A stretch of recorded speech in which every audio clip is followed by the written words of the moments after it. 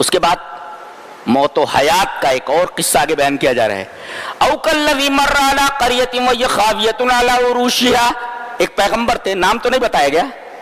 مفسرین نے لکھا ہے کہ ان کا نام عزیر تھا، عزیر علیہ السلام، جن کو یہودی اللہ کا بیٹا کہتے ہیں. یہ ایک بستی سے گزرے. مفسرین نے لکھا یہ بستی فلسطین کی تھی، اور بابل کے بادشاہ بخت نصر نے اس پوری بستی کے لوگوں کو قتل کر دیا تھا. کوئی آدمی زندہ نہیں تھا، سارے لوگ ختم ہو گئے تھے، صرف قبریں دکھ رہی تھی، مکانات بھی گرے ہوئے. وہاں کھڑے ہوئے ہو، گدھے پر تھے، سوار تھے، اور ایک ٹفن ہاتھ میں تھا، توشا تھا. اب بستی کے پاس کھڑے ہو کر کے کہہ رہے ہیں انا یحیی ھذہ اللہ بعد موتھا، اللہ ان کو زندہ کیسے کرے گا؟ اللہ تعالیٰ نے ان کو موت دے دی، 100 سال تک وہیں پڑے رہے، موت دے دی. 100 سال کے بعد اٹھایا، پوچھا کم لبست، کتنا ٹھہرے؟ قال لبست یوما او بعض یوم، یہی کوئی آدھا دن یا دن کا ایک حصہ. ارے کہا 100 سال تک سوتے رہے ہو تم مرے ہوئے تھے، سو نہیں رہتے، مرے ہوئے تھے تم. فَأَمَاتَهُ اللَّهُ مِئَةَ عَامٍ ثُمَّ بَعَثَهُ، اللہ تعالیٰ نے ان کو موت دے دی اور 100 سال کے بعد ان کو جگایا، زندہ کیا ان کو. پوچھا کتنا ٹھہرے؟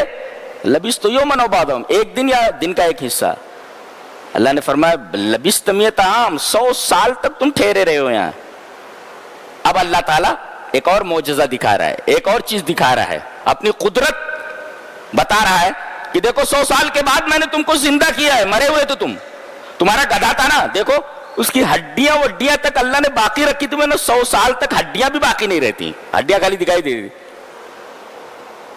اور اس کے بعد توشا جو تھا اس میں کھانا ویسے کا ویسا رکھا ہوا تھا.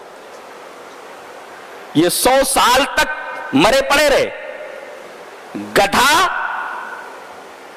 اس کی ہڈیاں اور اس کا گوشت سب گل گیا، صرف کچھ نشانات باقی تھے. اور ٹفن میں جو کھانا تھا 100 سال کے بعد بھی ویسا ہی تھا.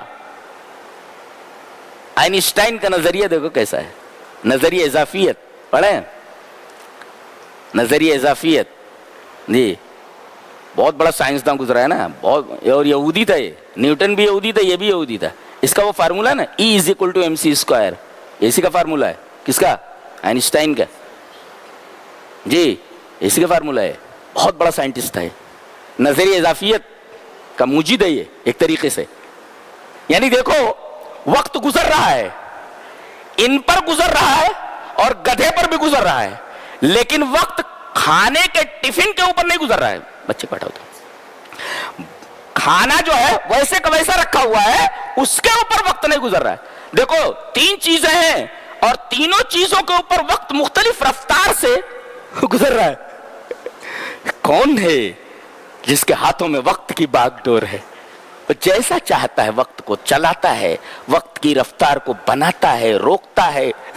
اللہ سبحان اللہ و بحمدہ سبحان اللہ العظیم. کھانے کے اوپر سے وقت نہیں گزرا ورنہ سڑ جاتا تھا. گدھے کے اوپر سے وقت گزرا، دیکھو وہی سب تینوں چیزیں وہی ہیں، لیکن وقت تینوں چیزوں کے اوپر مختلف انداز سے گزر رہا ہے. کون ہے جس کے ہاتھ میں وقت کی رفتار ہے، جس طریقے سے چاہے اس کو چلائے؟ یہ ہمارا رب ہے، بڑی قدرت والا، بڑی شان والا، بڑی عزت والا، احد صمد یکتا بے نیاز. اللہ. اور اللہ تعالیٰ نے گدھے کو زندہ کر کے بتایا، کیسے زندہ ہوتا ہے یہ دکھایا گیا نبی کو. ایک نقطہ لکھا ہے ایک مفسر نے کہ یہ اللہ زندہ کرتا ہے، یہ عقیدے کا مسئلہ ہے، اور ایک عقیدے کا مسئلہ سمجھانے کے لیے 100 سال لگ گئے. کسی نے لکھا ہے کہ الدروس الغالیۃ تستحق الزمن، جو سبق بہت قیمتی ہوتا ہے، بہت پریشس ہوتا ہے، اس میں ٹائم لگتا ہے. بولے الدروس الغالیۃ تستحق الزمن. پتہ یہ چلا کہ اعمال میں سب سے زیادہ اہم عمل سے پہلے عقیدہ ہوتا ہے. عقیدے کو اچھی طرح سمجھا جائے. 13 سال لگے مکہ میں عقیدہ سمجھتے ہوئے. عمل تو بعد میں، نمازیں بعد میں فرض ہوئی، زکوٰۃ بعد میں فرض ہوئی، حج اور اسی طریقے سے روزے بعد میں فرض ہوئے. پہلے 13 سال تک عقیدہ سمجھایا گیا. عقیدہ کسے کہتے؟ 100 سال تک ان کو مردہ رکھا اللہ نے.